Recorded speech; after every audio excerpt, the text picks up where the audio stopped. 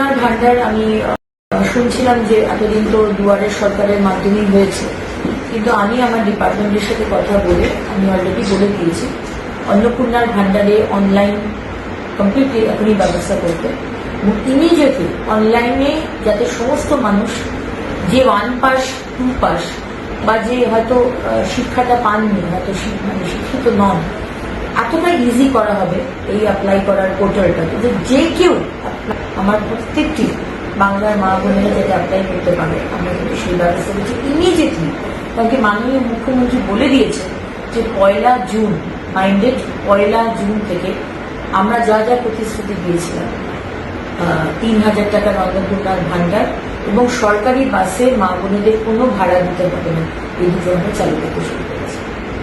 দেখুন, যারা লক্ষ্মীর ভান্ডার পাচ্ছিলেন তারা সবাই অন্নপূর্ণার ভান্ডার পাবেন। আমি আবার রিপিট করছি, যারা লক্ষ্মীর ভান্ডার পাচ্ছিলেন তারাই সবাই আবার অন্নপূর্ণার ভান্ডার পাবেন।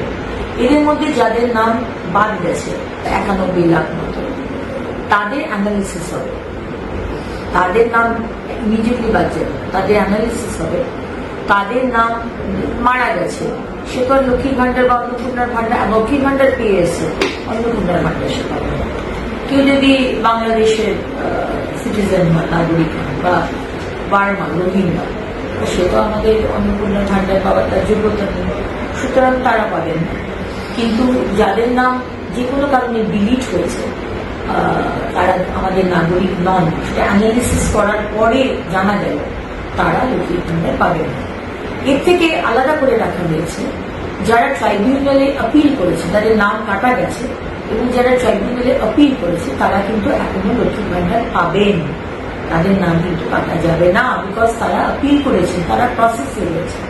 এবং যারা সিএ এর জন্য আপিল করেছে তারাও কিন্তু অন্নপূর্ণার ভান্ডার পাবেন, তাদের নামও কাটা যাবে না।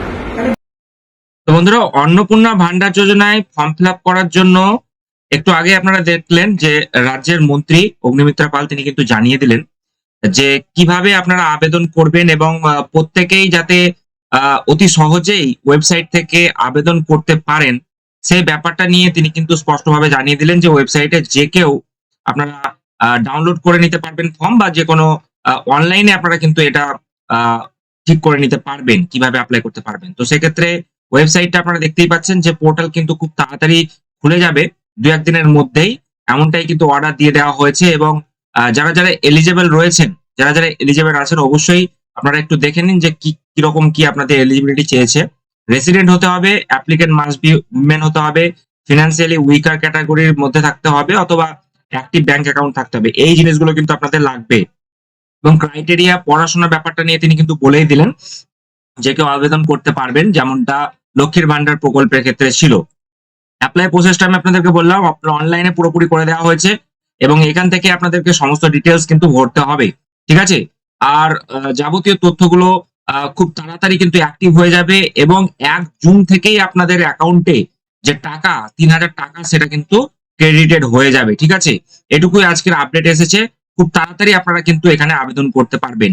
তবে কিছু কিছু বিষয় এখনো পর্যন্ত ক্লিয়ার নয়, যেগুলো আগামী কাল পরশুর মধ্যে ক্লিয়ার হয়ে যাবে। যেমন যারা অলরেডি লক্ষ্মীর ভান্ডার প্রকল্পের সুবিধা পেত তাদেরকেও কি আবার এই ভান্ডারের জন্য আবেদন করতে হবে নাকি করতে হবে না, সেই বিষয়গুলো নিয়ে কিন্তু ডিটেলসে ওয়েবসাইটে জানিয়ে দেওয়া হবে। তো আশা করছি বিষয়টি আপনাদের কাছে পরিষ্কার। আরো কিছু জিজ্ঞাসা করা থাকলে অবশ্যই কমেন্ট সেকশনে জানাবেন।